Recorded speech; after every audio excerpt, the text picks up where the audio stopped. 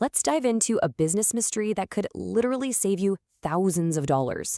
It's a story about two businesses, identical in every way, but with wildly different tax outcomes. How does one end up with a huge, crippling bill while the other sails through without a problem? Okay, so imagine Sarah. She starts her dream online bakery, sales are just taking off, it's amazing, and then bam, a terrifying letter from the Canada Revenue Agency arrives, demanding thousands in taxes she never even collected. Meanwhile, you've got Mike running the exact same business model, and he's totally fine, zero issues. So what on earth did Mike know that Sarah didn't? So on one hand, you've got Sarah, blindsided by a bill that could literally sink her entire business. And on the other, there's Mike just cruising along. Now the difference here? It's not luck. It's all about understanding one single crucial rule. And that is exactly what we're going to break down right now. Right. The heart of this whole thing, the key to the entire puzzle, is one magic number. Every single small business owner in Canada needs to have this number burned into their brain. But before we get to the number itself, let's do a quick refresh on what tax we're even talking about. First off, what even is HST? Well, it stands for Harmonized Sales Tax. You can just think of it as the Federal Goods and Services Tax, the GST, and the Provincial Sales Tax all mushed together into one. But here's the most important part. When you charge HST, you're not making money. You're just acting as a temporary tax collector for the government. I love this analogy. Think of your business account as a temporary piggy bank for the CRA.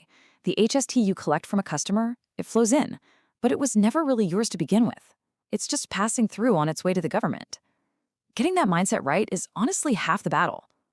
And here it is. This is the magic number, $30,000. This is the line in the sand.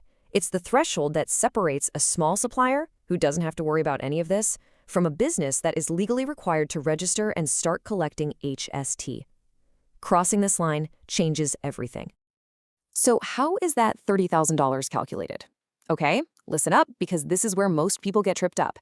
It is not based on a calendar year. It's your total taxable sales over any 4 consecutive quarters. So look at this example. You could have a few okay quarters, but then one really good one pushes your total to $31,000. That's the moment the alarm bells have to start ringing. And I mean, they have to ring loud, because the moment you cross that $30,000 mark, a countdown begins. You have exactly 29 days to get yourself registered with the CRA and get an HST number. If you miss that deadline, you're on the hook for all the HST you should have been collecting, plus penalties, plus interest. This is the exact trap that Sarah fell into. Now, just to make things a little more fun, not all sales count towards that $30,000 calculation. It's all based on your taxable sales. And this means we really need to understand the difference between two kinds of things you might sell, stuff that's zero-rated and stuff that's exempt. On the surface, these look the same, right? For both, you charge 0% tax to the customer. But, and this is a massive but, there's one huge difference. For zero-rated items, like basic groceries, you can still claim back the HST you paid on your expenses. For exempt services, like daycare, you cannot. That is a critical distinction that directly impacts your bottom line. And that idea of claiming HST back, well, that brings us to the best part of this whole system. We've been talking about you collecting tax for the government, but what about all the HST you pay as a business owner? Well, the good news is you get to claim it back. This is done through something called an input tax credit, or ITC for short. Just think about it. The HST you pay on flour for your bakery, the tax on your accounting software, on your business rent, all of that is claimable. You're basically getting a refund from the government for the tax you paid to run your business. And the math is actually pretty simple. You take all the HST you collected from your customers, then you subtract all the input tax credits you're claiming on your expenses, and you only send that little bit of difference to the CRA. This means the actual check you write to the government can be way, way lower than what you brought in. In some cases, businesses even get a refund. So how often do you have to deal with all this? Well, it just depends on your revenue. Most new businesses, you're going to fall into the annual filing category, which is the simplest. You just do it once a year. As you grow, you'll eventually move to quarterly or maybe even monthly filing. Okay, so we've gone through the rules, the tricky exceptions, and the refunds.